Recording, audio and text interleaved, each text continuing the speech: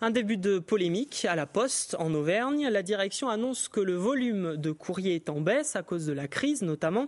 Les syndicats, eux, accusent la Poste de retenir du courrier pour faire croire à une baisse d'activité. Résultat, les postiers étaient en grève aujourd'hui. Une centaine d'entre eux manifestaient ce matin à Clermont devant la Poste Saint-Éloi. Jasmine Sorgue et Magali Canuto. Un lundi au soleil contre les lundis bleus. Postés devant Saint-Éloi, les facteurs accusent. La Poste retiendrait 70% du courrier les lundis, obligeant des agents à prendre des congés faute de travail. Du coup, aux autres collègues de se partager leur tournée.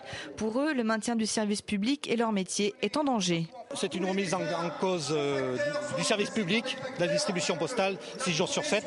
Les mesures qui sont prises aujourd'hui, ce n'est pas des mesures exceptionnelles, c'est des mesures à long terme de casse de l'organisation du travail pour supprimer des milliers d'emplois à la Poste et augmenter bien sûr les bénéfices et préparer le terrain de la privatisation. Du côté de la direction, on nie la manœuvre de rétention de courrier. Le volume courrier tombe à 30% à cause de la crise des fermetures estivales d'entreprises.